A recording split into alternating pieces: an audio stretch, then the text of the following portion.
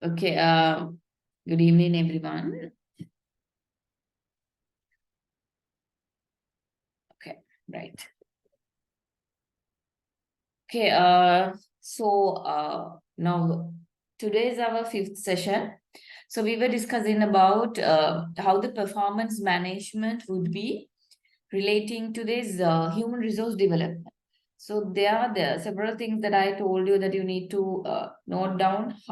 When it comes to HRD, we are always talking about how to improve the employees. It's about development side.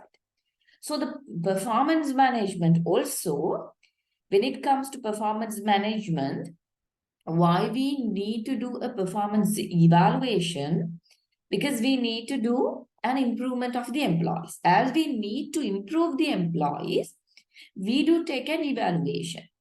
We evaluate කරලා බලලා තමයි මෙයාලගේ තත්ත්වය මොන වගේ තත්ත්වයක ඉන්නවද කියලා බලලා then we want to make an improvement with them. That's the purpose of performance management. So the performance, while the performance evaluation is recognizing how what is the level of all these employees, so the performance management will be looking at how to improve them, and if there are any lagging behind things, so what we can do, right? HRD එකට කොහොමද connect වෙන්නේ? HRD is always talking about how to develop the employees, how to develop the employees and to bring the organizational success. So there we were talking about several aspects. All these things we have covered, and I told you that we need to more focus on HRD functions here. Because when it comes to performance management, I told you with the very first dude, with the highlighting areas, that you need to focus on individual, group, and organizational development. So the first step of performance management, or the first purpose of performance management is to look how we are going to improve these employees. So individual employee improvement is a must. So what the performance management is basically looking at: individual, team, then organizational effectiveness and performance increment. Then the performance management is looking at how to communicate organizational vision and mission, how to take all employee involvement, how to satisfy all the stakeholders in the company, and those things we are moreover looking at. So as the initial purpose of the performance management, we are discussing that performance management should develop the individual. Once you have developed individuals only, you would be having developed team. Then once you have a developed team only, then you will be have a developed organizations. That's how it goes. So HRD is highly focusing about how to develop these people. So the relationship is, I think it's very clear. Both are ultimately looking at the one side, that is to develop the employee, and then the group or the team, and ultimately the organization. So there we discuss, there are three main things that we will be looking at: training and development, organizational development, and how to develop career. So these things we looked, how reward management comes, and several videos I shared with you, and what is training and development, and what is organizational development, career development, and the supervisor's role. And we were coming all along these, and we stopped from this. Performance management is not a performance appraisal part. So it's obvious that it's performance management is not performance appraisal, as I told you, because the performance appraisal is the base of performance management. So that we were discussing in last week. So today what we're going to do is contributions of performance management systems. Contributions of performance management systems. So what would be the contribution for employees, managers, and organizations? Now we'll look into. For employees, so simply, the definitions of job and success are clarified. Why? Once a performance management system is there, every organization doesn't have a performance management system. Every organization has a performance management system. එනවා වැඩට එනවා යනවා කනවා බොනවා India coming no performance management because they believe it's kind of a costly thing time consuming as well as we need a separate person to do that. HR needs to involve in that. If our organization do not have a lot of HR, so that would be again a difficult thing, right? To manage all these things. So what is the contribution for employees? So the definitions of job and success are clarified. This is very important for your exams also. So remember why an organization need to have a performance management system for each party. Once the employee defines, but in a defined definition of job, it means they know what we have to do because it's very clearly mentioned in job description. So I told you once also, once you do not get a job description from your organization, you never know what is your correct role to be performed. Job description එකක් ලැබුණොත් විතරයිනේ අපි දන්නේ අපිට හරියටම මොනවද කරන්න තියෙන්නේ කියන එක. නැත්නම් සමහර විට අපි වටේ පිටේ PM ගේ වැඩයි ක්ලාක් ගේ වැඩයි ওই ටික ඔක්කොම කරනවා වෙන්න පුළුවන්. Once we do not have a proper job description, right? Once we have a proper description, oh, we know that's all right, that's fine. Because these are the things. The job description specifically mentions මෙන්න මේව තමයි ඔයාලට තියෙන වැඩ. Your in time is this, out time is this. These are the tasks, these are the duties, these are the responsibilities, this is your authority, this is the place you have to work on, who is your superior. So everything is very clearly mentioned. There's nothing to worry. Once the job is defined means that once the job is defined and very clear what we have to do, it's obvious that success are clarified. Why? Could you remember when it comes to the first note, I told you, once we communicate the organizational vision, mission, and what they have to do and all employee involvement can be taken easily. අපි දැනගත්තොත් අපිට කරන්න පුළුවන්. දැනගත්තොත් we don't know what to do and how to do things. So therefore, it is important that you want to focus on this from the employee side. Employee knows what I have to do, what I have not to do, right? And so therefore, success is clarified because all the employees, we expect that, right?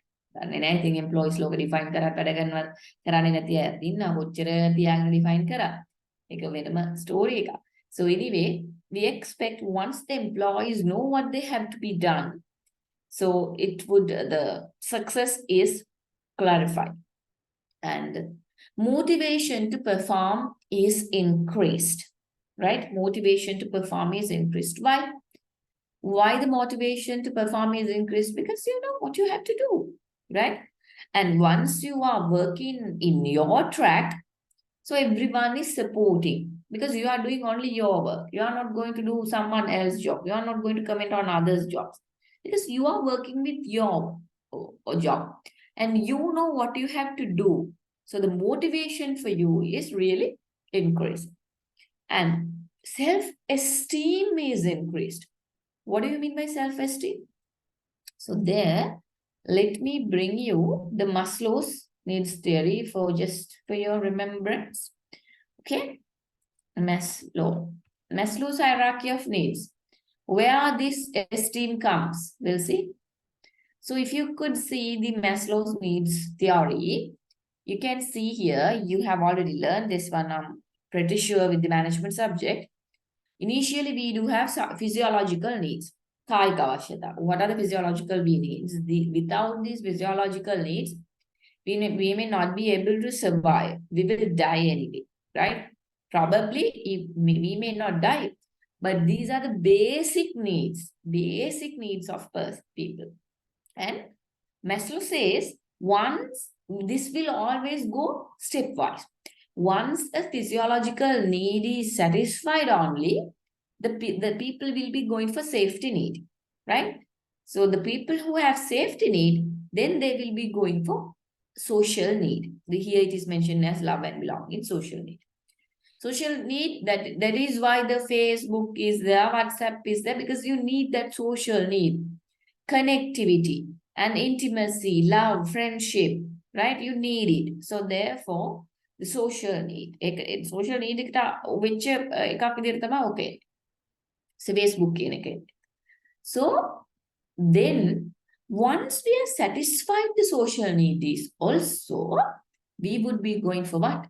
Esteem need. We would be looking for esteem need. Sinhaleng we call it as mamatva avashyatavaya. Esteem need. What is esteem need? Esteem need means me as this. What is the respect that I would be having for myself? So now for an example, when I go out, okay, I feel, okay, I'm a university lecturer, I'm this, I'm a bank manager, I'm a policeman. So likewise, self-esteem is a status respect that we are having in our mind that the other people would be giving on, right? So that is in our, always that is in our mind. So if you, even if sometimes I'm asking from our internal students, now look at the self-esteem that you are having to think that you are a university student. So be in that university student ultimately if you are not in a position to get a good job, and ultimately you would not be able to success in your life. So therefore, esteem means how you feel about yourself, the pride that you have for yourself, right? The strength, freedom, respect, right? Now that's there. Now, what it comes to here, when it comes to here, see, employee self-esteem is increased. Why? Because we know what we are doing. We know that we are evaluated for our performance. We know we are paid. We would be evaluated. We would be going through our promotions and all once we perform well. So therefore, people self-esteem goes up because we know, okay, I will be the next manager. I will be the next director in the company because my performance is really good and it's already been measured by the organization. It's been weighted. So, and I've been selected for as one of the best employees in the company. So likewise, these things. So, always these performance management systems will lead to what you call the rewards. So therefore, with all these rewards and all, self-esteem is increased. And the next one, self-insight and development and enhanced. Self-insight means what? How do we see ourselves? Right? Self-insight. So it's like that what we do in performance evaluation, basically, we do a self-evaluation, if you could remember, right? When I was teaching about your coaching and all, I showed you what self-evaluation, 360 method. So I'm doing a self-evaluation for myself. And we'll see if you take 360 method, what we discussed under 360 method. 360 method is a method that everyone is measuring us, right? Customer is measuring us. Customer very supportive. So that's the customer evaluation. And you will be going for the superiors evaluation, subordinates evaluation, and peers evaluation. So probably the peers may say he may be good for the subordinates and for the superiors, but not with us. Probably the peers may say he may be good with customers and the superiors only, but not for the subordinates and not for us. He's never been supportive. So like us, you can do that. The evaluations can come across in various ways. Therefore, when it comes to this, self-insight is really, really important to be concerned. Self-insight means, mama kohomada mawa dakinne. Okay, the customer is evaluating me as good. Superiors say I'm bad. Subordinate says I'm bad. So, and peers say I'm bad. Only the customers say I'm okay. So there should be something wrong in somewhere, or what I have to do with, or probably everyone is saying you're good. So the self-insight is very positive, right? It can be like that. And development and enhanced. So once you see yourself, where I lie, what I am doing, so that would be developing me. That would be developing me what to do, how to do things. And I will be enhanced. මම තව වැඩිදුරට enhance වෙනවා. I would be enhancing. So these are the basic contributions once an organization having performance management system. So other than that, you can think and write anything. But basically, these aspects are important. And as I told you, it's important for your exams also, this part, how a performance management system would be important for an organization, right? So simply, so you can categorize it into these three aspects and you can bring it. And now, what is the importance for managers once having a performance management system? Supervisors' views of performance are communicated more clearly. What is that? What it says?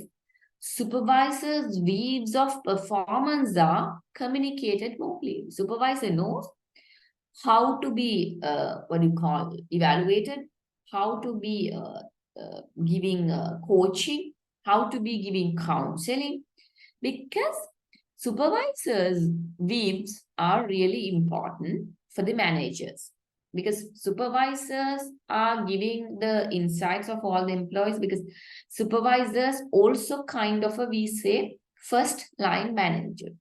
So from one hand, supervisors itself, they become managers who are dealing with these all the employees directly involved with. Directly involved with employees. We call them as first line managers, supervisors, foremen and all. And on the other hand, if you are in a higher position of the management, or probably you may be the HR manager, you may be the marketing manager, so whoever. So supervisors are under you, right? If I am the HR manager, let's say I am the production manager. Under me, I have several subordinate executives, junior executives, then only supervisor comes in for the first line management. So there I know how to collect information from them, right?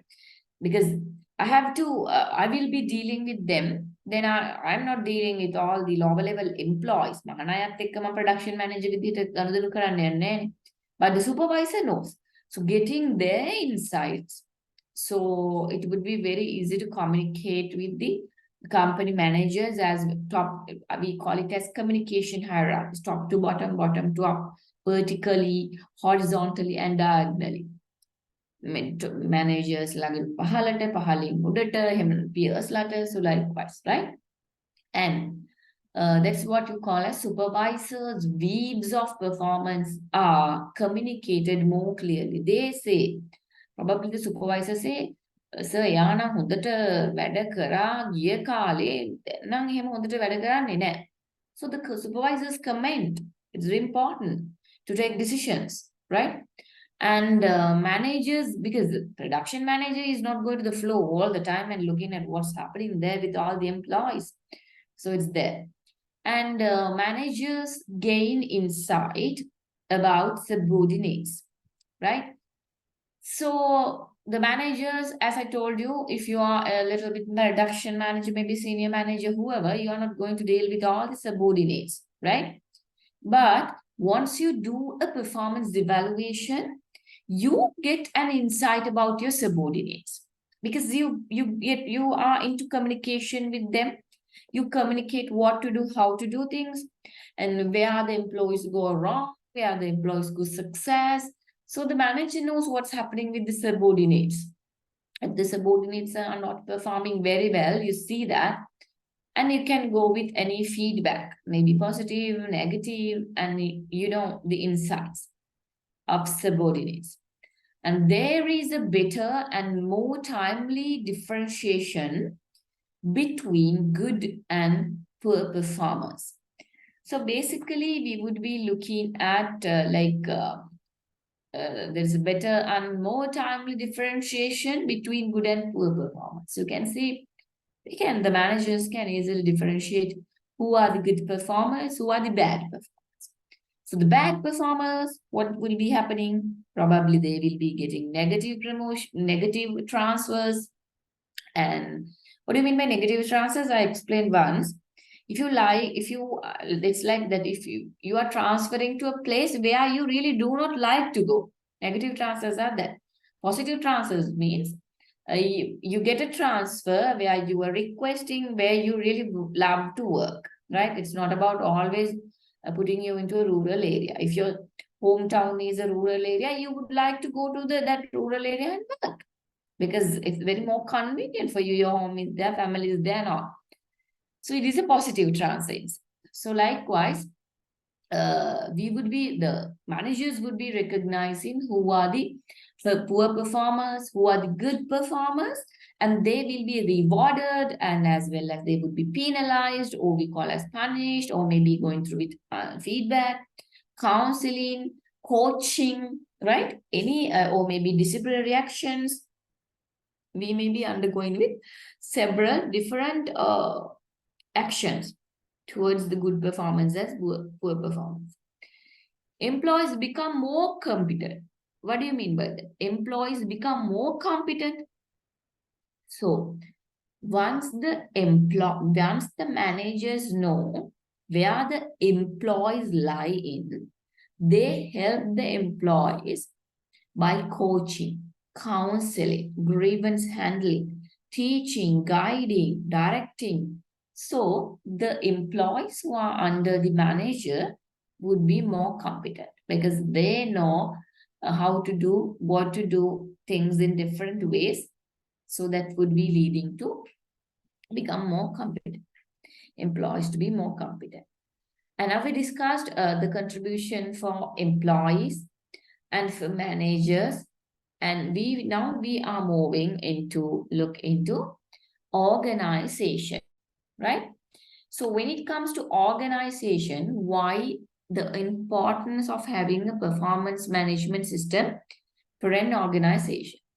Organizational goals are made clear. So if you could remember that video what I have shown you with Disneyland, it's very clear the organizational goal. What? It is, if you take Disneyland, let me show you that Disneyland advertisement once again. So then you will remember that one, and it would be easy for me to discuss this organizational side with that one. We'll go for this. So you could see we were discussing through this one, coaching, and I'll show you this. Let me share the sound with you. Disneyland advertisement, okay? Look at very carefully the employee's behavior. I want you to look into employees' behavior of the Disneyland. Okay? Disneyland commercial. Okay, this one. This is the real. Let me go this.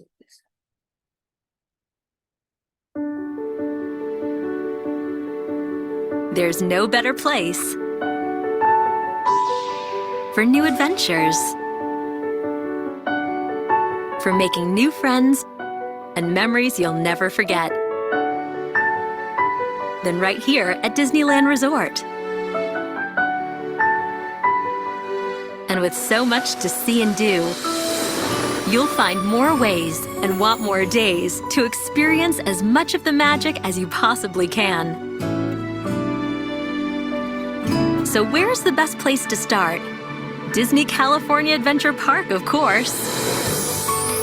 Here, you'll discover themed lands filled with dozens of favorite attractions, including exciting new additions like Guardians of the Galaxy, Mission Breakout.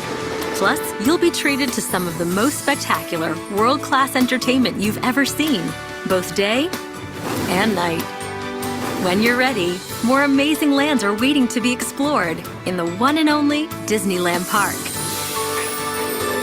Feel the magic in the air as your imagination soars on adventures to other worlds. Brings storybook tales to life before your eyes and ignites your spirit of wonder with one unforgettable experience after another. But don't forget, there's even more fun just steps away in the high-energy downtown Disney district. Shop, dine, and be entertained, all in true Disney style, right here in the heart of the Disneyland Resort. And if you really want to make the most of your visit, stay in the middle of the magic at one of the uniquely themed Disneyland Resort hotels. Thanks to legendary Disney service and magical touches everywhere you go, you'll feel positively pixie dusted your entire stay.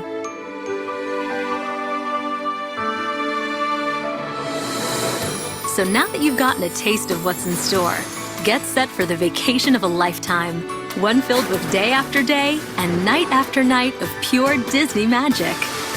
No wonder there's no better place to be than at the happiest place on Earth.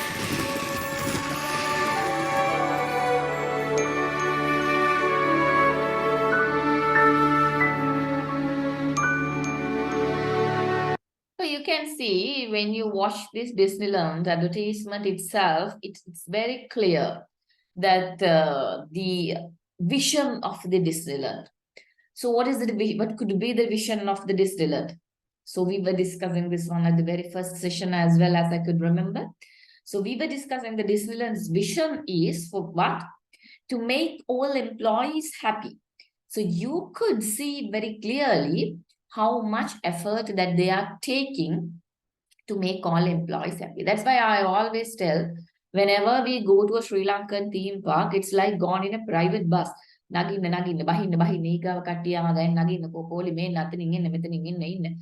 we have no entertainment at all. We just get more angry when we come out from these theme parks.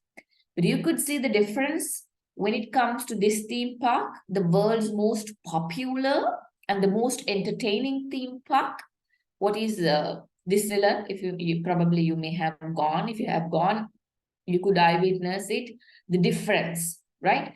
So when it comes to this one, all employees, if you take this Disneyland company, all employees are very clearly communicated what the organizational goal is. No employee can deviate from the goal. If you deviate from the goal, means your performance is down. So it means you do not have a very long life in the organization. So it's like that. So for organizational goals are made clear. So once the organizational goals are clear for the employees, you don't want to follow up them at all the time, because already the employees know what we have to do. Unless if we do not do that, what would be happening for us as well? Simply think about Sri Lankan Army and all. So these organizations, all the employees, if you take Sri Lankan Army and the forces, they know that they can't go for bribing. If they go for bribing, what will happen? Right? So it's like the goals are very clear. Goals are very clear. If so they get into some sort of a frame about the goal, organizational goal. So simply as that, with all the organizations, once the organization goal is clear, it's very clear for all the employees also what they have to be done. And organizational change is facilitated. What do you mean by organizational change is facilitated? Now think the corona came. So could you be the same person if you ever run a business? Could you be the same person after corona as well? No. All of them pay. A lot of organizations were closed. ගොඩක් organizations වැහුවා. ගොඩක් organizations online වලට transfer වුණා. ඒ වැටිල්ල තාමත් සමහරලාට business suffer කරනවා. Because there are some organizations, they couldn't survive at all. Why? The employees are not facilitated to change. They have been working for a very rigid and strict rules. They are not facilitated to change. Organizational goals and objectives are not facilitated to change. So performance management, what we do once we do a evaluation of the employees, we would be looking at how to develop employees and how to create all these employees which is suitable for anything at any time. ඕනෙම දෙයකට සූදානම් වෙන්න පුළුවන් employees ලව we create from performance management. So therefore, they are ready to facilitate even the organizational change. Let me bring you the example of Toyota company. Once the Toyota company faced with a huge economic recession, right? So not very recently, it's like maybe 10 years back, like. So all the Asian countries, they were hit very badly. But the Japan was hit very, very badly, worst case. All the organizations in the Japan, almost all, I cannot say all, but almost all the organization led to go off a lot of layoffs of the employees. What do you mean by layoff? Employees la මොන්න බැගුඩ කට්ටියක්ව අයින් කරගෙන යනවා ජපානයේ companies වලින්. But only the Toyota stands for employees. They said no. Even how much we got into this economic slum, this economic very difficult slum, the ආර්ථික පරිහානිය වගේ, right? So economic, this very difficult, crucial condition, we are not going to give any single resignation for any employee, right? Because we value our employees than our profits. Because all the employees in the Toyota are always motivated to develop themselves. So the Toyota actually, the real thing is Toyota cannot recognize which employee to be kicked off from the organization. අපි ලංකාව වගේ organization එකක නම් කවදා අයින් කරන්න කියලා කියන්න කිව්වොත් කවදා තියාගන්න කියන එක ප්‍රශ්නයක්. ඒ තරමටම අපේ කට්ටිය වැඩ කරනවා. ඒ වගේම තමයි Toyota company එකටත් they were struggling which one to be kicked off from the organization. So everyone is performing really well. So they thought of whatever the recession period that they would be passing through, they would be keeping all the employees, right? So you see, all the employees together, they led the organization to change. They helped the organization to change. They facilitated the organization to change and to recover into reboost. So they came into reboost. They could be reborn again. And administrative actions are more fair and appropriate. So once you have a very proper performance management system, administrative actions are more fair and appropriate. Fair and appropriate, right? We have a very crucial and very confidential and very important document. When we are in a performance evaluation, we would be clearly telling for the employees, and the employees also giving a signature, and they get signed it and they approve. Okay, I agree with this one. This evaluation is right. This is correct. Okay, I agree. එකයි මතක ඇති last week එකේ මම පෙන්නපු video එකේ bad performance evaluation එකේදී that you cannot change after an employee signed, and after you sign you cannot change it, right? So once you have a very proper performance management system, administration actions are more fair and appropriate, because you know whom to be rewarded, whom to be transferred, whom to be taken disciplinary actions, who should undergo with counseling or maybe coaching. So like a lot of things can be undergone, okay? And there is better protection from lawsuits. It's very important. Wherever, whatever is there, having documents would be giving you protection from lawsuits. Secondly, අපි කියන්නේ married අය ඉන්නවා නම් you definitely girl ගේ ගෙදර address එකයි husband ගේ ගෙදර address එකයි නම් තාමත් ID එකේ තියෙන්නේ. When it comes, the time periods become longer and longer and longer, it's easy to get divorced as well. මොකද documents වලින් prove කරන්නේ නෑ මේ දෙන එකට ජීවත් වුණා කියන එක, right? Very similarly, you have to understand here also the documents are really important for any law case. So therefore, this would be providing a better protection from lawsuits. Because the employee has agreed what are my weaknesses and what is my rating and all. So no employee can claim why she is getting promotions, why I am not. So all the years she is getting promotions, but I am in the same place stagnating. How that happened? So I'm going to put a low case. Then what would be happening? I'm going to labor tribunal. I'm going to labor courts. And I say, hita matama, deliberately, intentionally, the organization doesn't give me promotions because this organization favors the other one more than me. So once I go there, and once the all the records are there, probably the company may be right, right? I may not be in a position to go for a promotion because the company should decide in which level the employee should be promoted. Samara without promotions will people may be working well, but working is not the only thing that you would be promoting. Simply your attitudes. Your attitudes also can be a problematic thing. In the performance evaluation, you could see that when employee evaluations are done, we will be learning in future as well, different types of performance evaluations. It's not only about how much you are performing with your technical skills, right? It's not about your skills. It's not only about your knowledge, it's about your attitudes as well.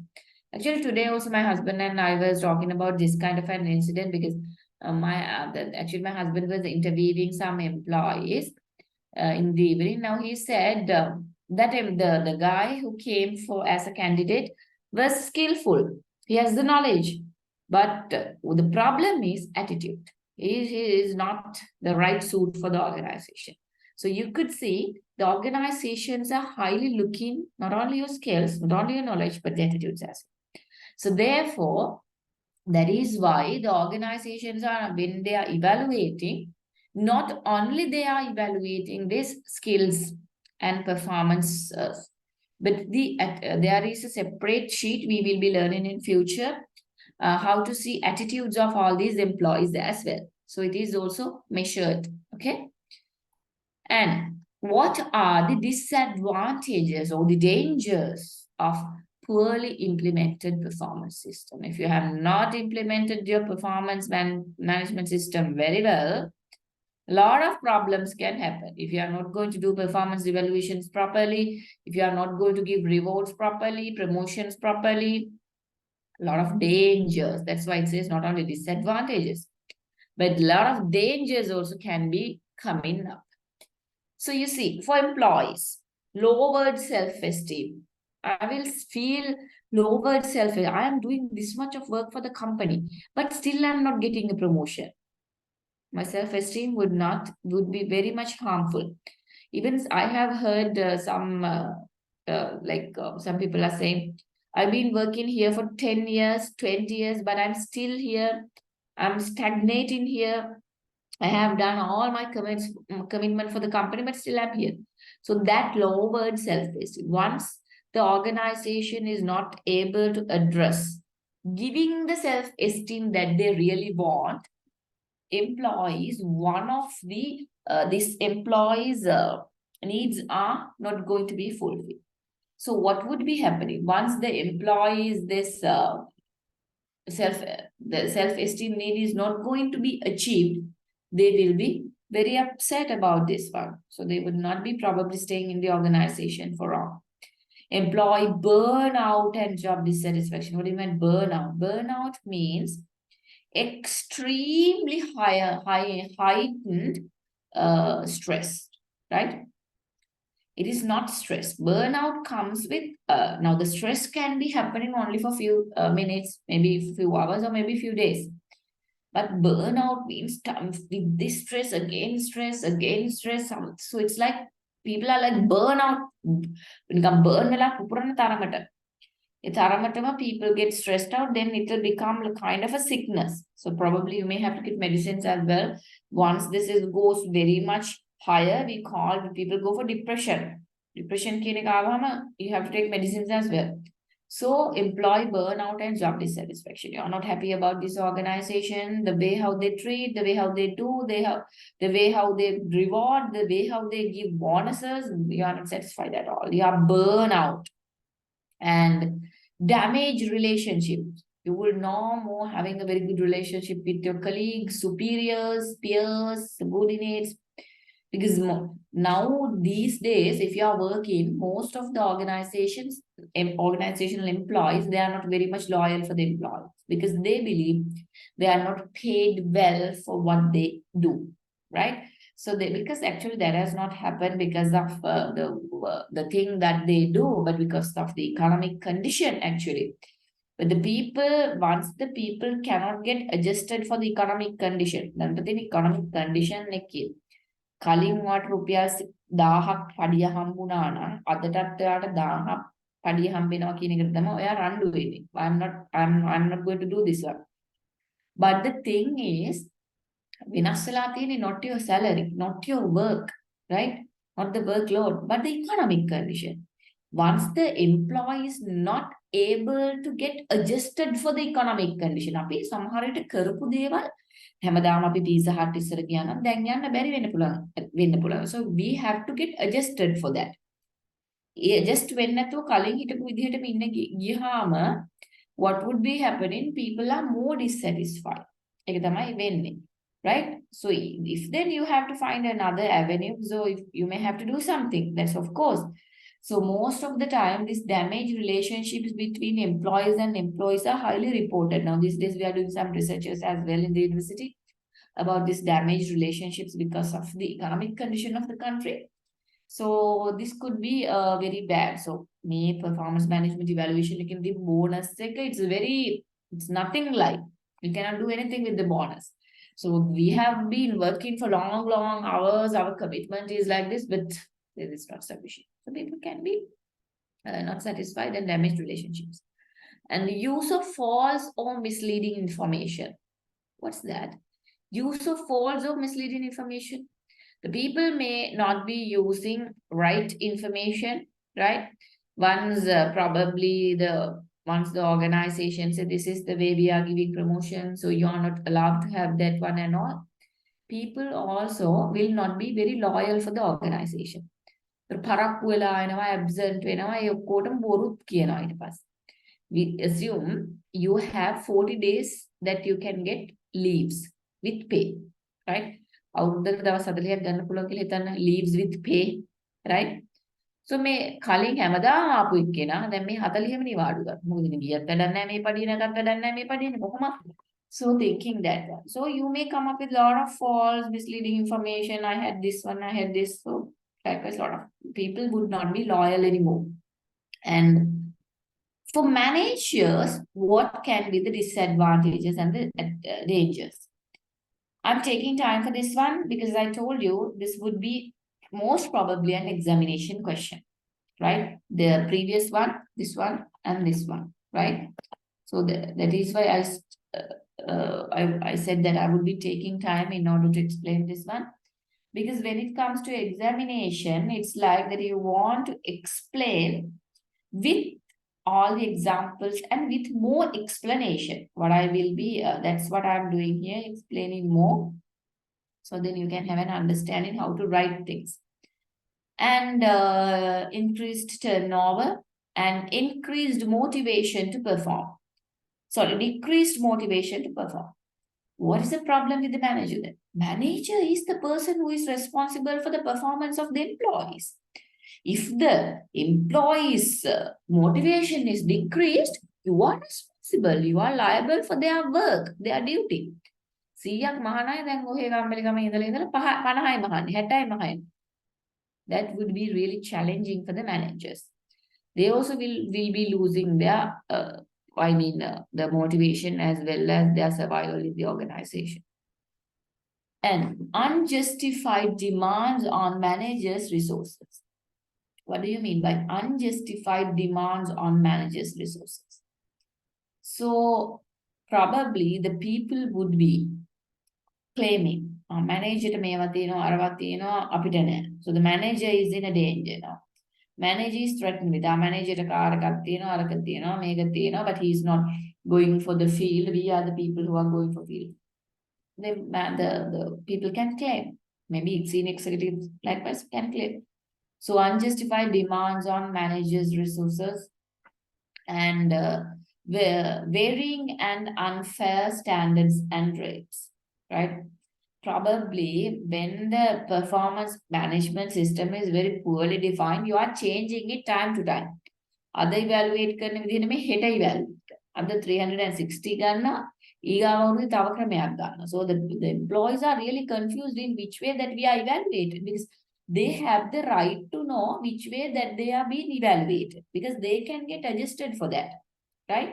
So probably the people may be only evaluating the performance of what with the technical skills. Probably maybe the other way around, all the customers, employees may be evaluating. So it's very much important for the employees to know that. So how the employees get to know this? Only through managers, right? So once this is changing time to time, very unfair and rating, the managers are challenged what to tell, what to do, and how to convince for these employees, and a lot of problems. And for organization, what are the dangers, disadvantages? Wasted time and money. Why? In evaluating, you have to invest a lot of time for the employees. The managers, supervisors, they are into this evaluation. So a lot of wasted time and money. Unclear rating systems. When the rating systems are not clear, you are really not in a position to say who would be the exact and right position for several positions. So a lot of problems can happen. Emerging biases. Now the biggest problem is once you have a poor performance system, so can be emerging biases. So likewise, emerging biases can happen. That happens in a poorly developed, now we are talking about poorly developed performance management system, right? And increased risk of litigation. The legal problems also can be more and more, because the organization also has no proper document or anything to show how I have evaluated. ඇයි මං මෙයාට 20 නැතුව 10ක් දුන්නේ? ඇයි මෙයාට මං ලකුණු 2ක් දුන්නේ? ලකුණු 20ක් දෙන්න ඕන තරමට skills තියෙද්දි. Because once you are poorly defined that one, it could be a problem. So increased risk of litigation is another thing. All right. So these two things that you have to be concentrated on: contributions of performance management systems and disadvantages and of poorly implemented system, that is important for your examinations as well. So if you have any questions, you can stop me and ask, and we'll see. Reward systems, right? What do you mean by a reward system? So what do you mean by a reward system? Definition: set of mechanisms of this, because reward system is a very important thing in training and development things. HRD. In HRD, we are highly focused on reward system because we believe people are working for a kind of a reward.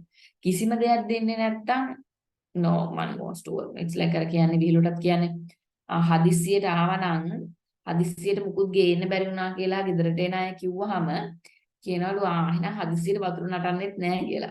So what do you mean by everyone would be expecting some sort of a return in the other way, right? If you are going to give you a tea, you should bring something for the home. It's like that. So reward system is a very important thing in human resource development, because all the employees are focused at rewards. They really expect rewards from. So therefore it's important, right? So set of mechanisms for distributing. What are the ways that you can give rewards? Tangible returns. You can give some money, maybe some gifts. So likewise, tangible returns.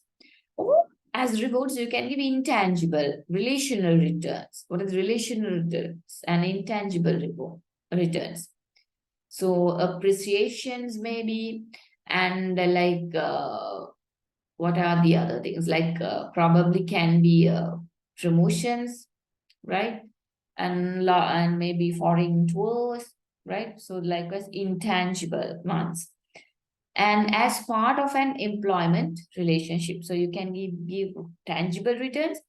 අපි දැන් මේකේ tour එක කෙලින්ම performance එකට දුන්නොත් that is a tangible. But we decide, okay, we once an opportunity comes, we will give the priority for this person, for this one, for the tour. So giving the priority is an intangible one. Though the tour is a tangible one, giving priority at this one is the intangible thing. So likewise, you would be giving rewards in two different ways, tangible and intangible methods. So we will be learning tangible, and what's wrong? Tangible returns. What are the tangible returns? Cash compensation. So the cash compensation comes up with base pay. What base pay means, hourly wages or maybe salary. And cost of living adjustments, cost of living allowances we call, as you know, normally this is given even from the government organizations. And merit pay, or we call it as contingent pay. Contingent pay or merit pay means we would be giving you some sort of a pay base, additional pay base for the employee performance that you have been come across with.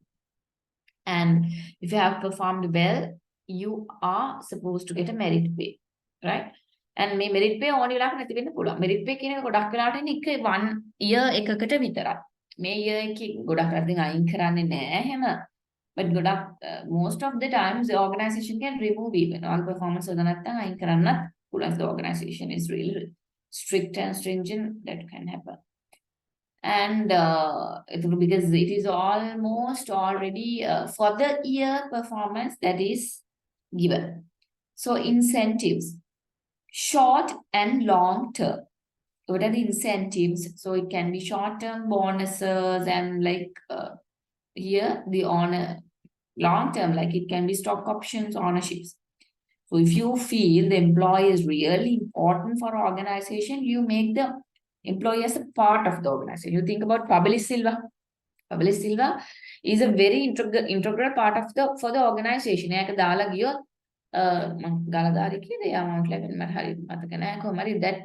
hotel will be badly damaged. So what they do, they give stock options. I also responsible for the for the success of the company. So I also will be working for this. So stock options, ownership. So likewise, these are long term stock shares and they're not any long term. We are planning to keep the employees. And under tangible returns, still you can see income protection program. What do you mean by income protection program? Serves as a backup to employee salaries in the event of employee sick, disabled, or no longer able to work. Disability pay, medical insurance, pension plans, saving plans. So if you are really a good performer, we are giving medical insurances for you and for your family maybe. Now anyway, having medical insurance for everyone is a mandatory thing. But still, I have seen some organizations are not giving for this one for temporary employees, probationary employees. But for every employee, you should give a medical insurance. But extending that, some organization, they are giving for the family also. So it's important, right? So pension plans, saving plans are all given.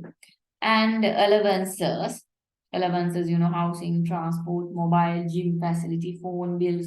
You are given allowances for this. And in fact, a recent survey including both employees in general and HR professional in particular showed the healthcare medical insurance is the most important benefit, followed by paid time off and retirement benefit. That's what I told you. Medical insurance is really important because most of the people now they are looking for this. Earlier we didn't look for this life insurance things, but now we are looking for these medical insurances because we never know what kind of a thing would be urgency would be happening. So in that time we should be insured, right? And work-life focus, vacation time, counseling, financial planning, flexible work schedules, like examples, family community, non-paid time. So likewise, work-life focus will be given, right, as tangible returns. So what are the intangible returns? Okay. Intangible returns, you can see relational returns such as Recognition and status, that's what I told you, like giving appreciation for the employees, recognition and status, it's very important. And employment security, right? You assure that this job, you are in permanency, you're not going to be kicked off any day.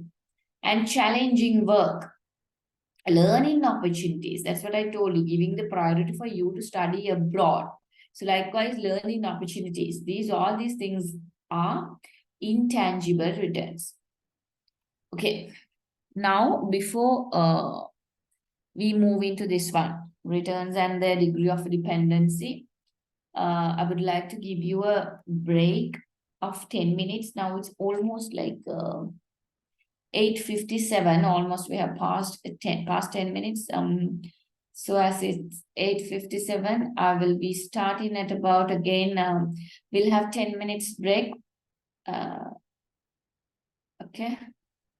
So we will, now it's 8:58, in the sense we'll have 10 minutes break and come, right? Okay. After 10 minutes break, I will be joining the game.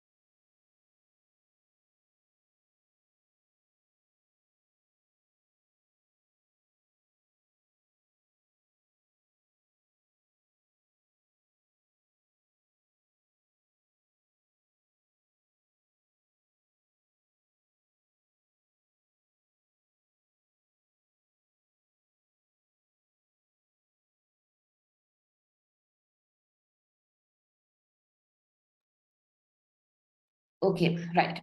Yeah, back to the session. So we were discussing this returns, right? So when it comes to return, there are a few things that you want to recognize. So simply these are very easy to see the relationship. There's nothing to buy hard, right? Okay. Returns and the degree of dependency on the performance systems.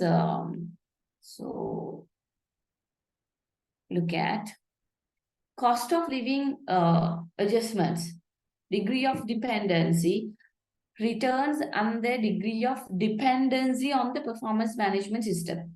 So it means how much we should be giving our priority as an organization for these payments. දැන් හිතන්න අපි add කරනවා කියලා ප්‍රමාණයක් what do you call for the basic pay එකට add කරනවා කියනවා නම් so people are more motivated, right? People are more motivated, but it should not be depend on that. Depend වෙනකොට ඒක නැති අයට they will be dissatisfied, right? So it's like that. So simply relationship is like that. Cost of living adjustment, once we go for cost of living adjustments, the degree of dependence is low and all. So there's nothing to be by heart this one in this one. It simply says what's the relationship with the dependency and the degree. And okay, Meet two employees. okay, you can watch the videos. We'll see what do you mean by me two employees. So it's important also. Okay, we'll share the sound and you watch it. Kate excels at her job, yet feels frustrated. Her efforts go unnoticed. Sam has other challenges to overcome. He's lost motivation and is now dead weight for the organization. We know this not only from performance reviews, but from transparent documentation. For Kate, performance management helps her to continue to improve. For Sam, it can define a path to resolving his issues. But performance management offers Kate and Sam more, an understanding of how they fit into the larger workplace culture. They can see the big picture and the parts they play in the organization's success. Because in spite of their performance differences, they're both being recognized, and that's no small thing. All the data confirms that positive recognition of performance from multiple sources is key to building a positive, productive workplace and helping to create leaders. But if high-performing employees feel their work goes unnoticed, morale and motivation weaken, their productivity will suffer and they'll be more likely to leave the organization, often for a place where they are recognized and valued. If problem employees don't receive feedback, how will they improve? The way performance is managed and documented makes all the difference. Performance management can be used as a tool for setting goals, for team building, for better communications, to enhance trust, to ensure accountability, and to maintain transparency. For Kate and Sam, performance management can transform them on a day-to-day basis and over the course of their careers while vastly improving the organizational culture. And we can all recognize that is a very good thing. So here you could see there are very specific things are mentioned. It is better if you could write them also. How now these parts. Once we evaluate properly an employee, what are the things that we can be benefited? See? The way performance is managed and documented makes all the difference. Performance management can be used as a tool for setting goals, for team building, for better communications, to enhance trust, to ensure accountability, and to maintain transparency. For Kate and Sam, performance management can transform them on a day-to-day. So those aspects are important. If you could write it down as well, how it would be related to the performance improvement and how it could be beneficial for the employees and for the management. So if you take enhancing trustworthiness, it is really important for for managers as well as for employees also. Vice versa, they would be trusting themselves. So now we are moving into the role of performance management systems. So what is the role of performance management system? Look at when it comes to the role of something, it means what it needs to be done. Once it comes to the role of performance management system, this is important for your exams also, right? To write down this one. So simply you can study and write down in your exams also in different purposes. How this would be giving up with different purposes. So look at role of performance management system, right? So first one, strategic purpose. So simply we will have a glare and we will be looking in depth how to explain. So in the exams, like if I ask you what is the role of this and briefly explain the role of performance management systems and briefly explain, I will be bringing you when it comes to revision sessions as well, how to write for the examination very precisely. So you do not now here, you can see, I would be coming up with, when it comes to the role 1, 2, 3, 4, 5, 6, right? So it depends with the marks that I will be given, right? And the amount that I would be expecting you to write.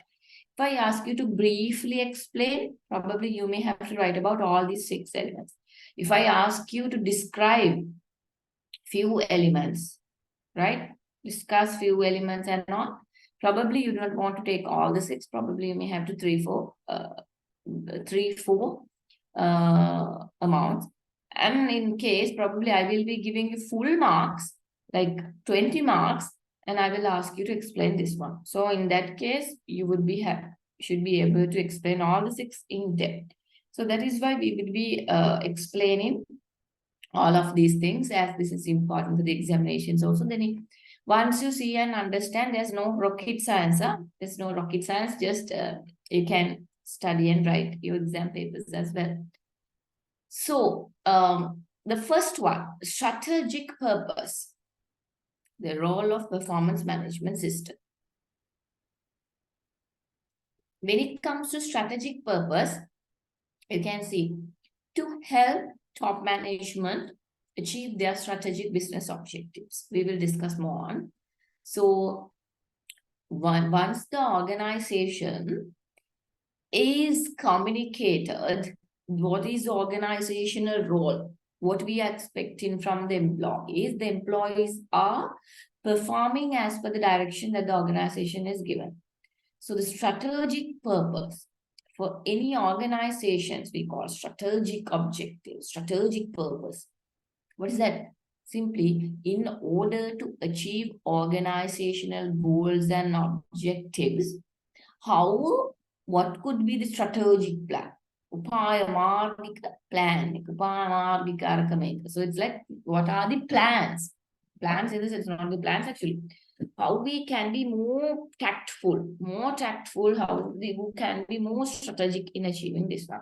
So the strategic purpose in the sense, in order to achieve the organizational objectives, how the organization can be strategically behave. So we will be discussing this one more on. And administrative purpose, it comes up with to furnish valid and useful information for making administrative decisions about employees. So administrative purposes, the way how you give rewards, the way how you be giving disciplinary actions, the way how you giving transfers, promotions, everything comes under administrative purpose. Okay, I believe that she should be promoted. It's the organization administrative decision. She should be demoted. Administrative decision. So likewise, administrative decisions. Who should be getting more? Who should be getting lesser? So likewise, who should be getting the foreign tour? Administrative decisions. And informational purpose. So to inform employees about how they are doing and about the organizations and the supervisor's expectation. So it's really important that you want to inform the employees what they do, how they do. So that the 360-degree method is really good. So because employees get to know how the supervisors perceive me, my superiors, how the subordinates perceive me, how my peers perceive me, how customers perceive me. Informational purpose, right? And development purpose. So the basic thing that we are focusing at performance evaluation and performance management is to develop our employees. So that's the thing, development purpose. To allow managers to provide coaching to their employees. Organizational maintenance purpose, to provide information to be used in workplace planning and allocation of human resources. So organizational maintenance purpose means basically we would be looking at to provide information to be used in workplace planning and allocation of human resources. How we are going to plan and how we are going to allocate this HR, we will be discussing more in depth. And documentation purpose and to collect useful information that can be used for various purposes, test, development, personal decision. So likewise, we'll be looking to more on this one, right? Strategic purpose. So when it comes to the performance management systems role, the first thing is strategic purpose. By linking the organizational goals with individual goals, the performance management system reinforces behaviors consistent with the attainment of organizational goals. What do you mean by that? So, as I told you, whatever we do, no one is having an intention to work for the organization. අපිට කිසිම මේ එක උමනාවක් නැහැ organization එකට හම්බ කරලා දෙන්න වැඩි වැඩියෙන් මට මම යනවා උදේම organization එකට වැඩිපුර හම්බ කරලා දෙන්න මගේ ඕනට වැඩිපුර කරලා. Do you have that one? I don't think so. Right?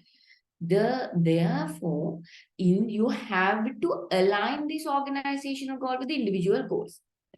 Organizational goal means maximizing profitability, maximizing sales, and maximizing customer satisfaction. So there are several goals can be there. You have to align this one with individual goals. Then only the individual will be more focused on achieving these organizational goals. That's for an example you come across with. If you could increase the sales capacity from 10%, you would be getting merit pays. You would be getting positive transfer maybe. You may be getting what you call bonuses. You would be getting vehicles. So likewise, now as we want that thing, the vehicle and maybe the merit pay or whatever, so the individuals will be working. Unless they do not have any intention to work with the organization, why they should work, right? So that's there. And when it comes to, so that is why it says the individual goals should be, it should be aligned with the performance management systems. Because these, once you align this one, it will be reinforces the behaviors consistent with the attainment of organizational goals, right? So therefore only people reinforce කියන මොකද්ද? There is something අපි කියන්නේ උත්ප්‍රේරකයක් වගේ කියලා.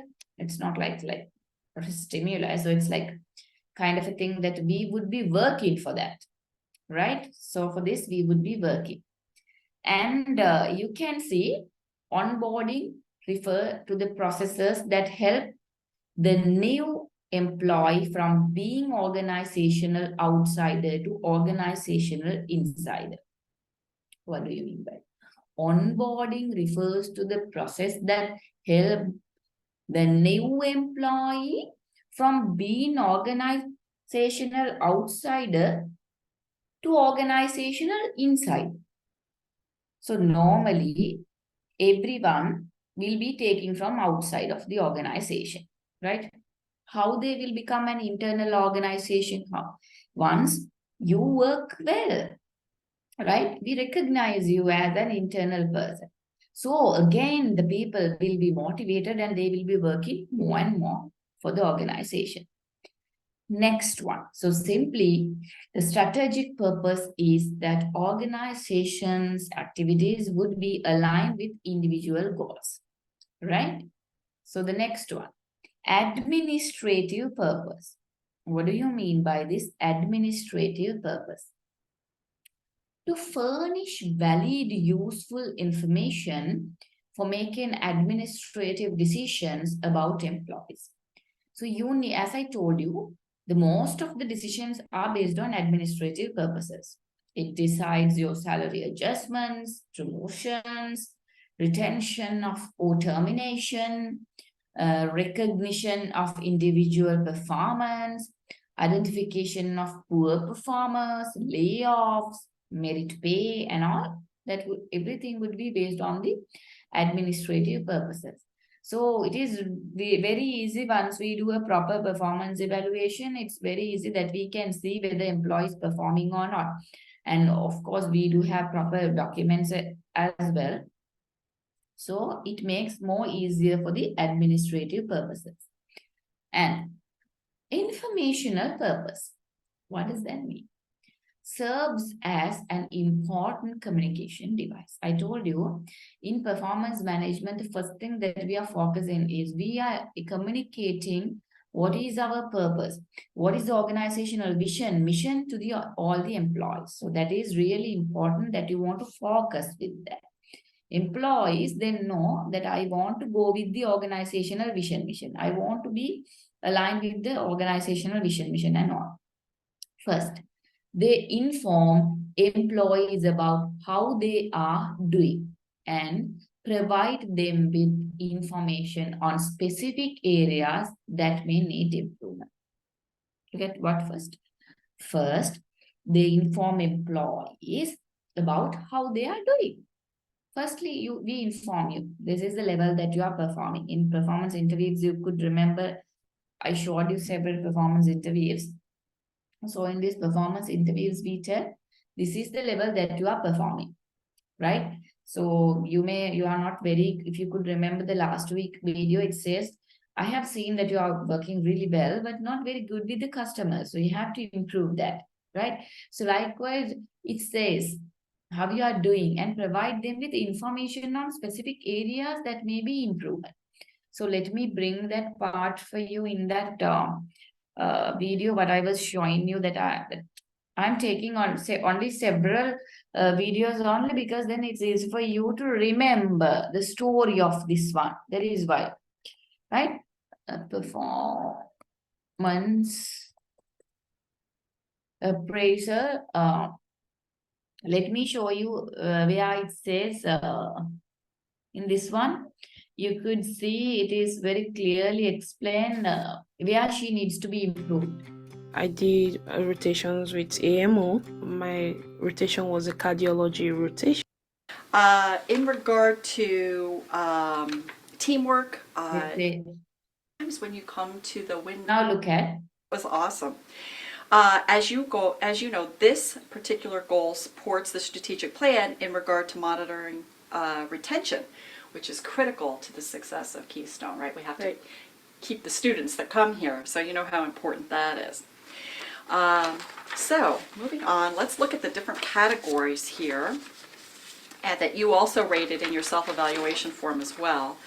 For customer service here, I rated you as meets expectations. I have noticed that sometimes when you come to the window, when you're greeting students, that you seem rushed. Really? Yes. I didn't even realize that was happening. You know, the problem that the student has, I want to figure out what it is, get it solved, and move forward. I didn't even realize I was rushing them. Okay. Well, and when we greet students, if we're not smiling and have a happy tone in our voice, sometimes they can perceive that as that they're not important. That makes sense. Yes, and as you know, they are the most important thing here at the college. You know, without them, we wouldn't have our jobs. And I know sometimes we get so wrapped up in a report or our own work, and the phone rings or someone comes in. Sometimes we can view that as a distraction. But we have to remember that, you know, our job, a big part of our job is customer service, and that we always want our customer, whether it be somebody else on the campus, inside, outside, or a student, to really feel valued here. So good. So I'm so glad that you'll work on that. Absolutely. In regard to now, can you see there? She is very clearly explaining how they work. I have seen this is the way that you are not very much concerned about these customers. So likewise, how they work, right? It is very clearly showing, and it explains. She explains how needs to be worked in this organization, right? So here we are. How the employees are doing and provide them with the information on specific areas that they need to improve. Now you could eyewitness from that part, that interview. And second, related to the strategic purpose, they provide what you call information regarding the organizations and supervisors' expectation and what aspects of work the supervisor believes are most important. So there, what it says, second, give me 1 second, give me 1 second.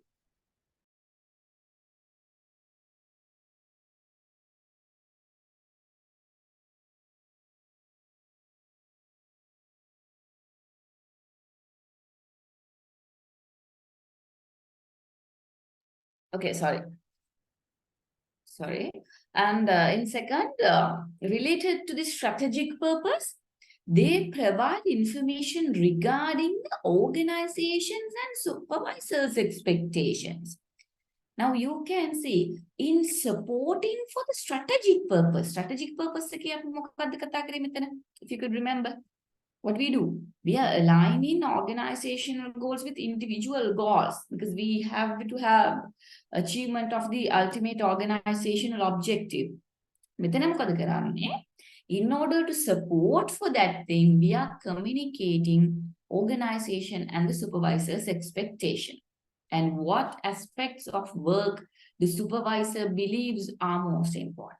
We tell, okay, if you improve from 10%, so you would be able to get this promotion, you would be able to get this merit pay. So we say that. So it means the expectation of the supervisor or the organization is communicated, right?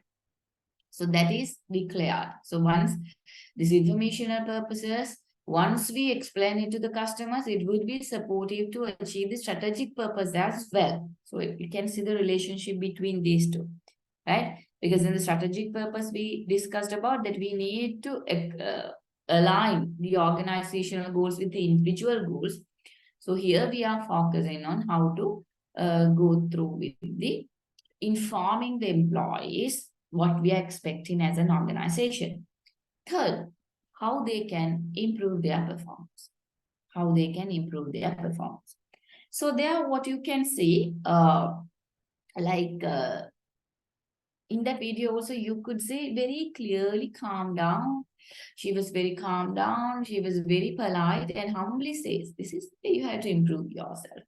So, okay, now she was listening. Okay, this is the employee says, I have never noticed that I am being just rushing through it, but probably maybe it is unnoticed. So then she explains, this is the way you have to be improved. So these are communication purposes, right? Communicating for the employees. And development purpose. As we all focus on the HRD, we need to develop the employees. Development purpose refers to the both short-term and long-term development aspects. Performance feedback, right? So because we need to develop the employees. So that is important. Performance feedback, coaching, and identification of individual strengths and weakness. So you could see we are giving performance feedback for employees, right? Okay, this place you've been worked well, that so in this case you have worked bad. So like this performance feedback, if you could remember the Abigail's video what we were watching with, so it's very clearly say the colleagues say that you are not supportive. So likewise, performance feedback and coaching. Probably you may really need to go for coaching. As I could remember, we watched that coaching video also. So how we need to give coaching. So that will lead to develop the employee, right? Once coach, I always say coach is a person who always support the person to upgrade, not a judge. Judge coaching means just like a friend, just like a mentor. He will be or she will be showing you what to do and how to do for your success, right? And identification of individual strengths and weaknesses. So what do you mean by that? Identification of individual strengths and weaknesses. Once you come into the performance evaluation, the first thing that we would be seeing is what are your strengths and weaknesses. Because you could see in this video also, she is explaining about, here I will show you, a strength of this lady. Watch this one. To teamwork, I have that you have done an above average job because you have worked with, let me take some of this from your evaluation that you wrote. You had worked on a project where you filled in as the team leader. You took the team leader role, and you actually had the department work on this major transaction goal, and you accomplished that. And it took leadership skills and communication skills for you to get everybody else to cooperate and work with you and accomplish that, and you did an excellent job with that. Thank you, I appreciate that.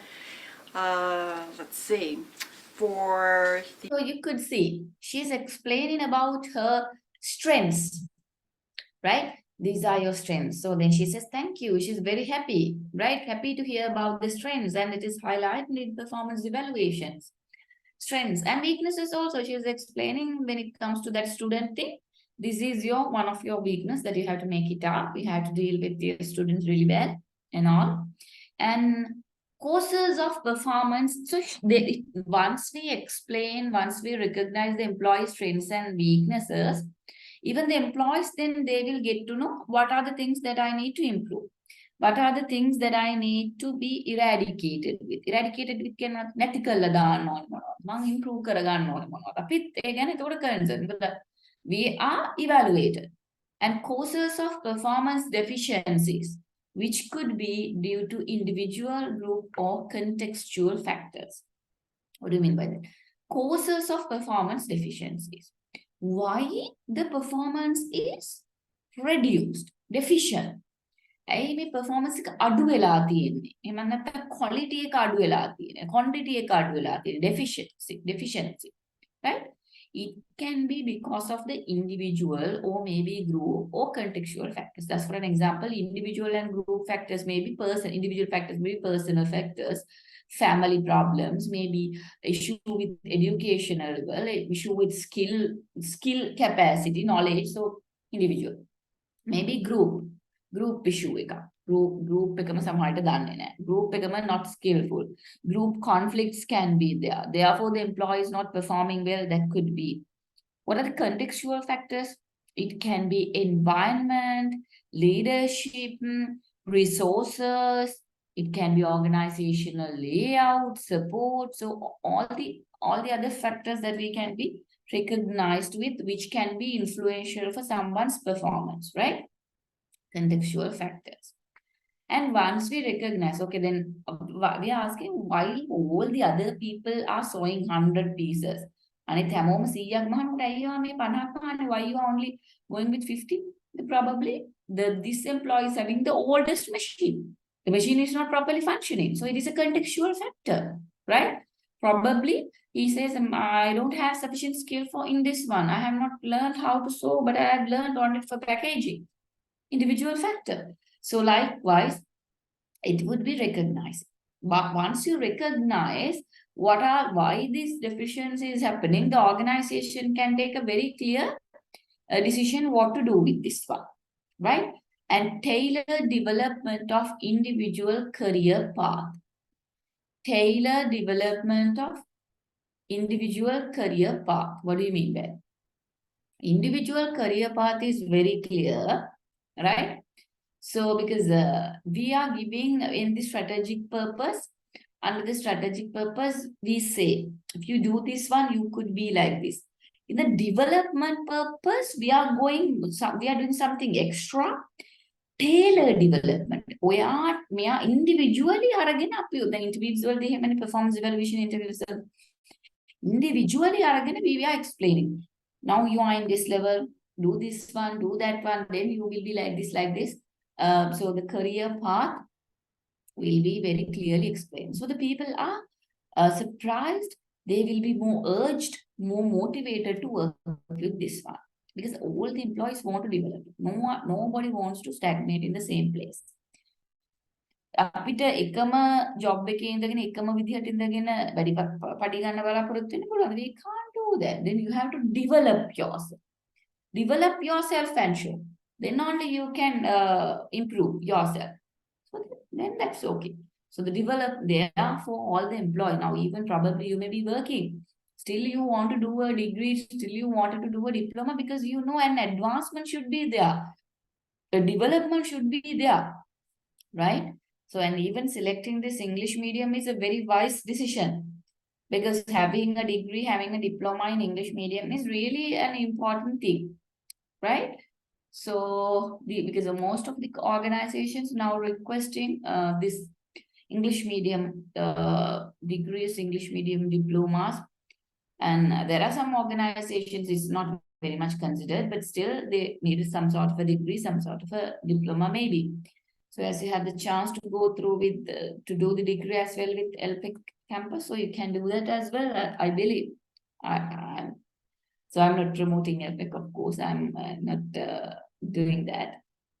So anyway, and organizational maintenance purpose. So when it comes to organizational maintenance, what do you mean by maintain? What do you have to maintain?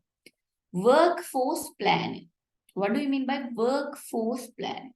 Workforce planning means we have to decide as an organization the quantity and the quality of the people. Think about, we are going to introduce a new project. For this new project, we need some skillful employees, right? It can be engineers, craftsmen, and maybe project managers, HR managers, sales people, sewing people. So like a lot of people are there. Then for this project, now we are planning how many we need, what are the skill requirement, what are the knowledge requirement, what are the qualification skills and attitudes that they should be possessing. Simply knowledge, skills, attitudes, what they should have. Quality. I told you, we in the workforce planning, we would be looking at the quantity and the quality of the people, right? Probably we need 100 people for this. In your organization, you have 200 people. You can easily join with 100 people for this new project. And the problem is so the quantity is okay, but the quality may not be there. They may not have the sufficient skills. They may not have the right attitude. They may not have the sufficient knowledge, education, qualifications. So likewise, workforce planning is now once you do a performance evaluation, you can see what is their level. Education level, skill level, so likewise, we can analyze employee strengths and weaknesses. With that, we can decide how many can be gone for the new project. Project normally run an organization whether we need to take new employees or not. So then we decide, okay, for within the existing employees for the new project only we can assign 80 employees, right? So we are lagging behind with 20 employees. So that thing we should be calling from the outside. Organization, we need to maintain. Maintenance purpose means what? Workforce planning in the sense, workforce, we need to maintain the right quality, right quantity, right? Sure. And talent inventory, which is information on current resources. What do you mean by talent inventory? So we have an inventory on skills, abilities, and who could be potential for the promotions and assignment histories of current employees. If you could see here also in the video, she says, okay, you have mentioned this team you have been led by. So it shows the skill, ability, potential of that employee, right? So this is a talent inventory. We are having a specific talent inventory about the employees, and then we know which employee is more suitable for different activities and assess future training needs. So we can assess the future training needs. As I told you, that we have an understanding on how the employee should be given training, right? Okay, probably a very good skillful employee may be there, but he may be very good in doing what you call, let's say, doing research in and all, but not cost reducing and all.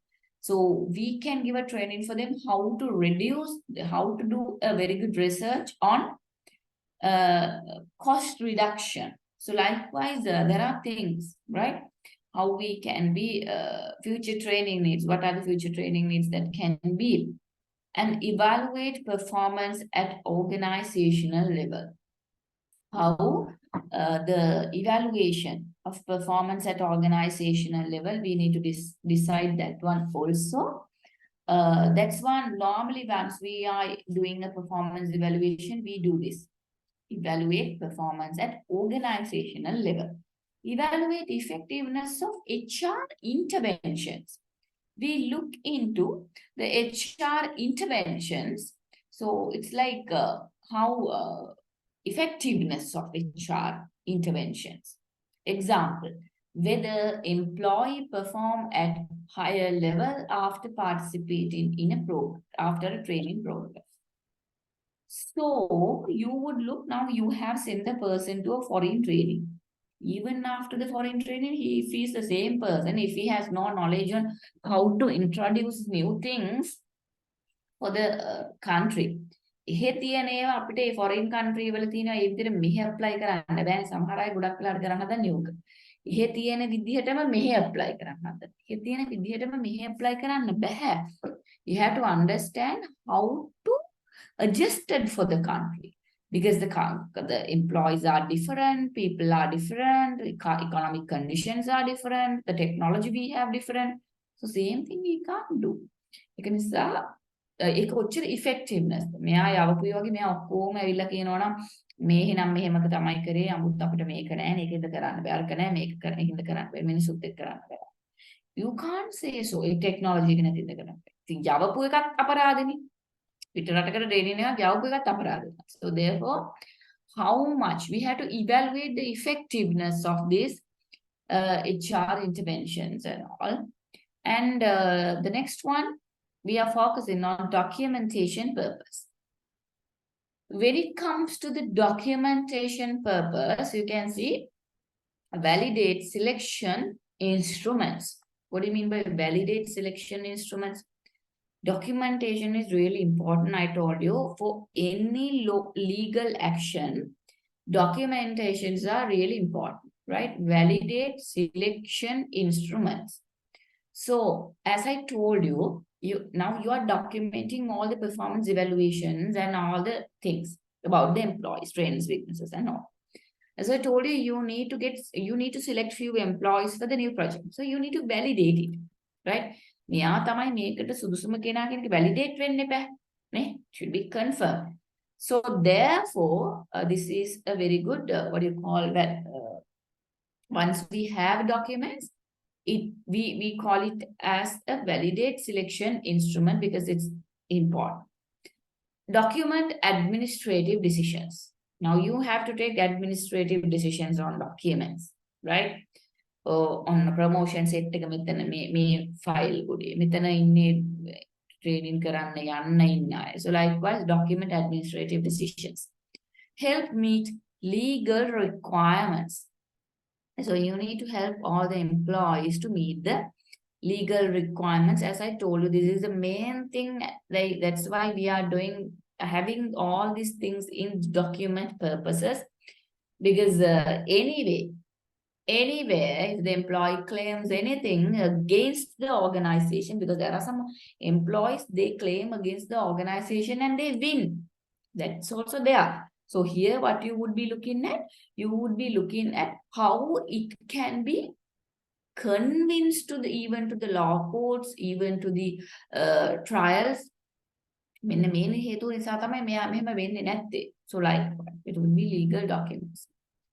All right. And now we are going to look into the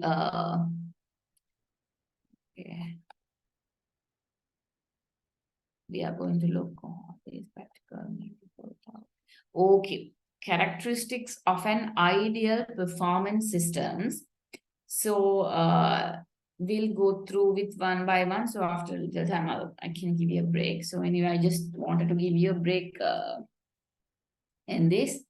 So all right, characteristics of an ideal performance management system. Before moving into this one, I would like to show you a proper performance, what do you call, managed appraisal. In order to address all of these things, the Abigail's video, if you could remember, right? So performance appraiser, let's see. Abigail's video is a little bit lengthy. But it is the most, what do you call, most common video that we are using for academic purpose. So you just watch how this is happening, right? Abigail's video I have shown you time to time. But now I'm going to move into this characteristics of an ideal performance management system.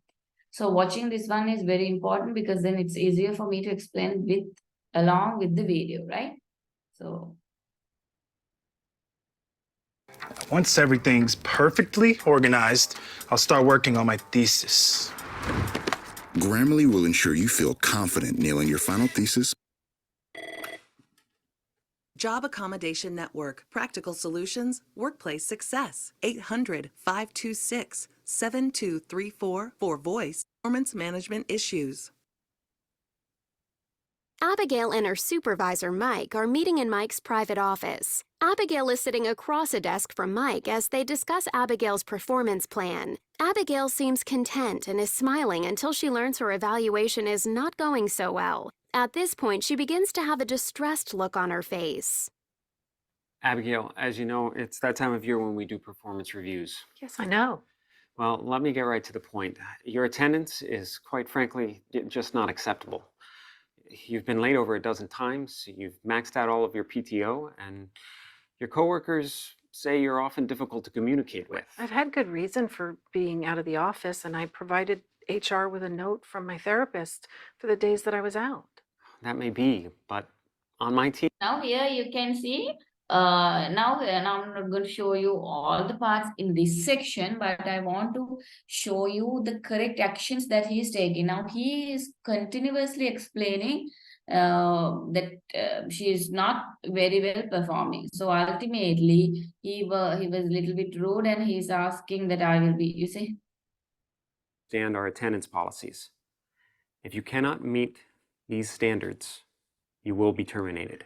As the review went poorly, Abigail begins to cry, gets up and quickly leaves Mike's office. Celeste from Human Resources picks up the phone in her office. Mike is on the line and is shown with a concerned look on his face. Phone rings. Hi, this is Celeste from HR.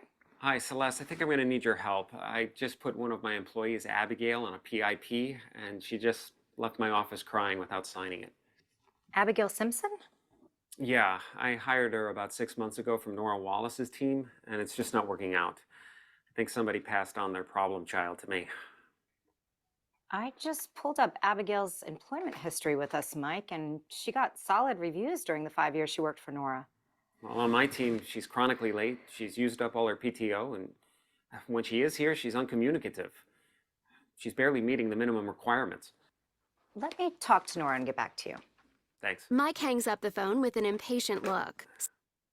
Celeste stands in an office doorway before entering Nora's office. Celeste sits down across from Nora at her desk.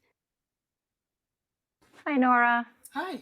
Thank you for meeting me on such short notice about Abby. Sure. Come on in. Have a seat. Abby. We miss Abby. I haven't talked to her for a while. Is everything okay? Not really. She seems to be struggling. Lateness and attendance issues. Did she have any trouble getting to work when she was on your team? Not once we worked out the telework system. Abby is a good worker, period. But she has health issues that she has to manage and she needs flexibility. We worked out a schedule where she could see her psychotherapist regularly and then work the hours where she was feeling best, even sometimes if it was late at night. Sometimes the meds she's on have side effects that just make it difficult for her. Okay, so she's a person with a disability and you provided flexibility as an accommodation. Yes. Did that present issues to other members of your team? No, not really. I have working parents, people going back to school, and any number of other reasons why my team members request flexible work arrangements. Got No it. biggie. Got it. Yeah, I just don't think that her new supervisor is as comfortable with flexible work arrangements. Thank you, Nora. You're welcome. Celeste is seated next to Mike at conference table with papers in front of them. Mike, before Abigail joins us, I just wanted to go over what we discussed, okay? Okay, sure. Abigail is a person with a disability. So because of that, I contacted the Job Accommodation Network to see what they had to say. And based on that conversation, I'm confident about how to proceed. In her former role, her supervisor provided a flexible work arrangement as a reasonable accommodation, which allowed her to manage her medical appointments as well as the side effects of her medication. I understand. She didn't tell me she had a disability. I know. And as you know, Mike, mental health disabilities are often stigmatized, making it hard for people to discuss the situation and ask for what they need. Yeah, I have a cousin who has a mental health issue. I think he said it was bipolar. Is that what Abigail has? Well, I don't think we need to know or should ask her diagnosis. But suffice it to say that the Employee Relations Department has all the necessary documentation from her therapist, and at this point we need to work on a solution. So what am I supposed to say to the rest of my team if they ask for flexible work arrangements? Well, is there any reason you couldn't consider other requests from solid performers for a flexible arrangement? I prefer everybody's here together. Teamwork, group problem solving, so I'm able to oversee what's going on. Be that as it may, we do have retention issues in these types of jobs, and often flexibility is a good way to retain talent. Oh, I see Abigail's here. Abigail, come on in. Please have a seat. Abigail enters the room looking anxious, sits. Abigail, thank you for coming. Mike asked me to join the two of you to talk through the performance concerns you and he began discussing during your last meeting. Abigail, first let me say I'm sorry you left our last meeting feeling so upset. That was not my intention. I understand from your last supervisor, Nora, that you were a great performer, and I want you to be equally, if not more successful on your role in my team. Yeah, Nora was great, and she let me work from home when I needed to. Abigail, I didn't realize when you asked for special working arrangements that it was to accommodate a disability. Yeah, I don't really like to bring all that up at work.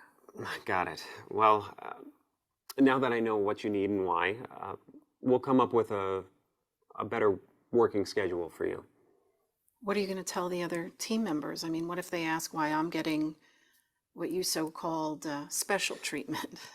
I've been thinking about that, and let's just say, if asked, I'll say that I'm piloting special working arrangements within the department.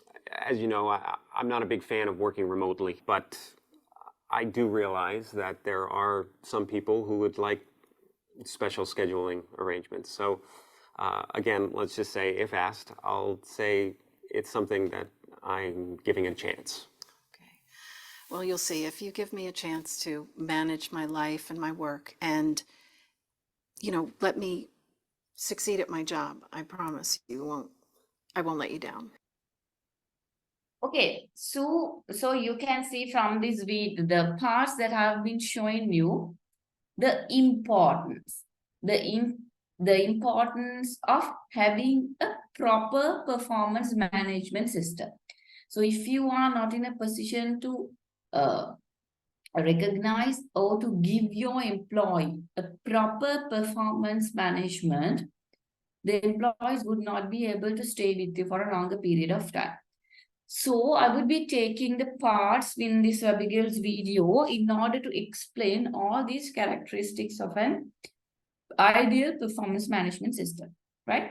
So once you explain this performance management system, as I am again, so you don't want to explain all these things in the exams. Particularly, you can select five, like the five characteristics which are very much common for you, and it's very much easy for you to understand and write down and remember things. So that's sufficient, right? So I will be coming up all the way how you have to write down when it comes to revision sessions again. So anyway, here I just want to tell you now we will be learning all these characteristics, how to explain these characteristics.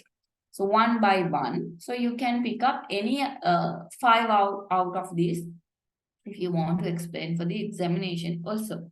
So therefore, before moving into the characteristics, now it's almost 10:01.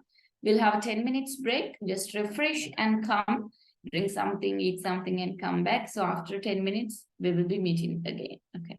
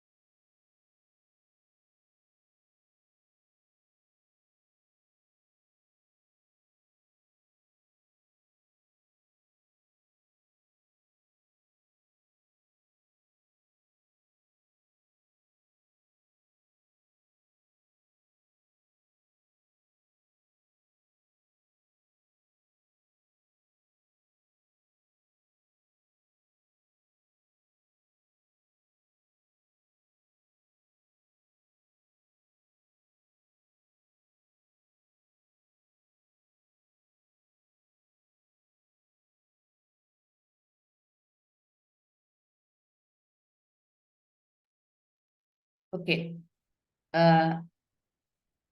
We'll start right again. So the characteristics of an ideal performance management system that we are going to talk about. So one by one, we will be moving through it. Strategic congruence, thoroughness, practicality, meaningfulness, specificity, identification of effective and ineffective performance, reliability, validity, acceptability, and fairness. So all these things. So under all these things, you can find what are the most convenient things for you to study, right? Because all these characteristics you do not want to study for your exams. I mean, like 5 out of all these things, 5 if you can explain, so that would be great. Okay, so we'll move one by one. So what do you mean by congruence? Congruent with what? Congruent with organizational strategy. Again, congruent can go it should go together, congruent with organizational strategy. Every organization is having their own organizational strategy, so it should be congruent with, right? So consistent with organizational strategy and aligned with unit and organizational goals, right? Whatever the performance management system should be, it should be congruent to the organizational strategy. When ekak evaluate karla, when ekak organizational goal no purpose, but most of the time Sri Lankan organizations are like that because we never know what the organizational goal and vision even. So therefore it can be problematic. So normally it should be congruent. When the employees are communicated with what organizational goals are, what organizational strategy is, that is what we are aligning for the individual goals and objectives. And thorough on what? We have to have a very thorough evaluation, proper evaluation, right? Thorough the evaluation all employees are evaluated, not only 1, 2, 3, but all the employees should be evaluated. That's for an example. It does not mean that all the company employees should be evaluated. It does not mean. It means if you are evaluating for promotions or maybe for merit pay, or maybe for bonuses, maybe whatever for a purpose, you're going to evaluate all the machine operators, right? So few machine operators also you cannot skip. All employees, in the selected employees in the same category, you have to evaluate a thorough one. And all major job responsibilities are evaluated. You have to evaluate all major job responsibilities. Now, if you could see in this Abigail's video, you could see the major job responsibility was evaluated. But, Abigail, you are not supportive with the other colleagues. They said me and you are not coming to the work timely because I'm very much concerned about the attendance and all, right? So job responsibilities are evaluated. But the way how he communicated these, ultimately he recognized that's wrong because he has not, deep dived in what has happened. Once he deep dug only what has happened, he got to know there is an issue with this Abigail, then we need to address for that one. And evaluations cover performance for entire review period. So we are giving an review period within this week, or maybe we are learning several different types of reviewing times, maybe 1 day, 2 days, week, month, maybe. So that can be within that time period. And feedback is given on both positive and negative performances. So could you see that? Not in the Abigail's video, or because video, it's like they evaluated and only gave a negative comment at the beginning, but then only they were flexible, right? I will be taking in the other way. But when it comes to the teacher principal one, so both positive and negative feedbacks were given. So then only the employee can learn. Otherwise, he cannot learn. positive ඒවා විතරක් කිව්වොත් then I'm so good. So මම හොඳටම හොඳයි කියලා හිතාගෙන. Probably I may negative නම්, so I would be highly dissatisfied and I may not be thinking what to do in next, probably, right? So thorough, it should be thorough. And it should be practical. The performance management system should be practical, right? What do you mean by the performance management system should be practical? Available. Available what? It should be available for all the employees, right? The way how you evaluate it.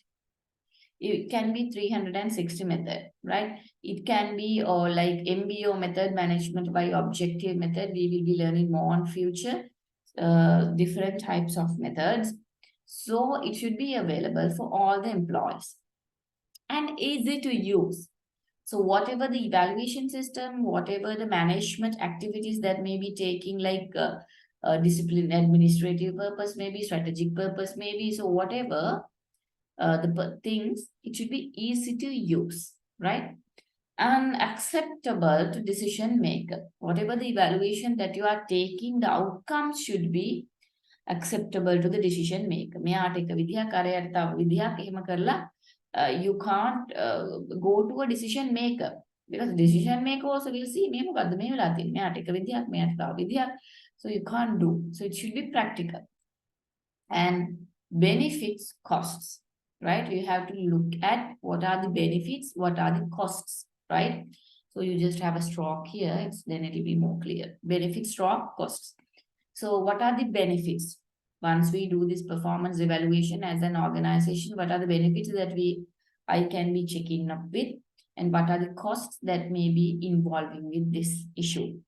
And meaningful. The performance management system should be meaningful. What do you mean by meaningful? Standards are important and relevant. So you have to understand that standards are important and relevant. That's for an example. I will give you a standard like 100 pieces per day, that you have to cut 100 pieces per day. That is a standard. So this standard is important and relevant. You have to convince it for the employees. Then only you can get the support from in return, right? And system measures only what employee can control. So this performance management system should be looking at what the employee can be controlling only. There are several things that the employee may not be able to control. Broken machines. You have given, the company has given a broken machine and expecting the employee to may give more and more outcome. You cannot do that. The organization is very noisy and you want a very calm and a very beautiful video clips. Can't do that. So likewise, the employee, there are things that the employee can control and employee cannot control. So employee can control basically the skills of the employee, attitudes, knowledge. Other than that, the employee cannot control the rest. Therefore, whatever the decision that the organization takes, it should be meaningful. And results have consequences, evaluations occur regularly and appropriate times. Results have consequences, evaluations occur regularly and appropriate times. Normally, when we are having results, right? The results, that's for an example, the rating that you have given, excellent, moderate, poor performing. So that is a result.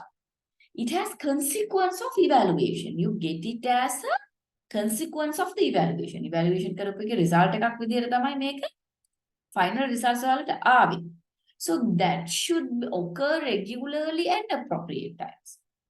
You should do it timely. You should do it regularly. මේ අවුරුද්ද කළා ආයෙ කරන්න තව ආත්ම 10කට පස්සේ නම් it is not working at all. Every year, if you are doing it every year, you have to do it every year, right? In appropriate times. We normally, the organization declares, okay, we are doing this biannually. Let's say biannually.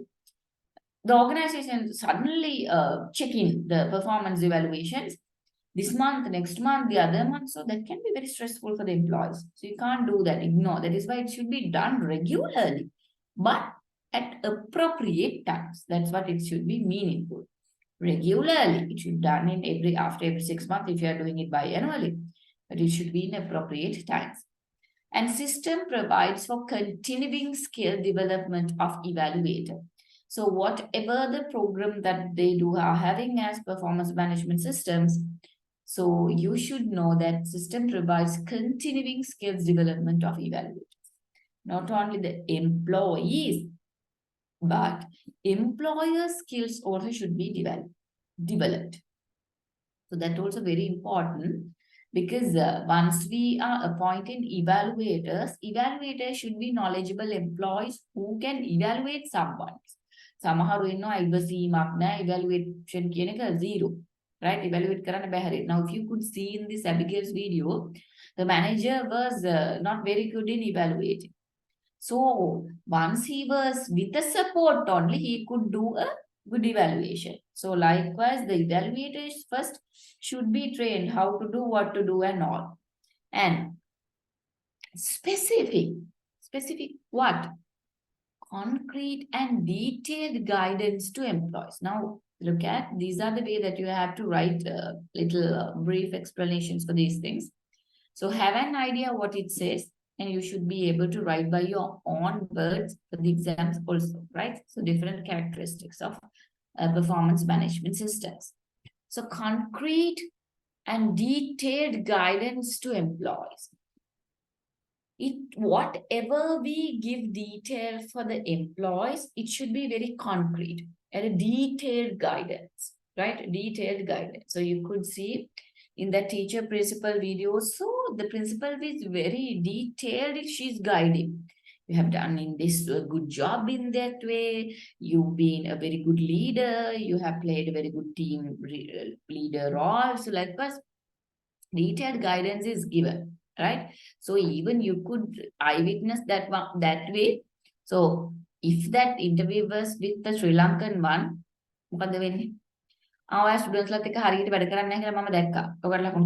that's all. But no, she is very clearly says, you are doing a very good job, but I have seen that you are rushing with the students. So when they come to the window and smile, if you do not smile and all, they will think something else. They will be very disappointed. Right? So therefore, it should be a detailed guidance, means that specific. You have to tell what you want to tell. What's expected, you need to tell. This is my expectation. You need to serve customers well. So that's why at the end she says, okay, I hope that you can understand the customers are the most important things. Otherwise, we will not have these jobs here. So likewise, the expectation should be communicated very clearly. And how to meet the expectation. So that also very clearly that you have to mention. So in this Abigail's video also you could see, he was very clearly mentioning, these are the expectations of hours. So, okay, I will be giving you flexible hours. So you just work with that. So it's very specific, right? Then what's the importance of being specific? The employee also know what I should do, right? So, and identifies effective and ineffective performance. Once we become specific, in the other way around, we can understand, identify effective and ineffective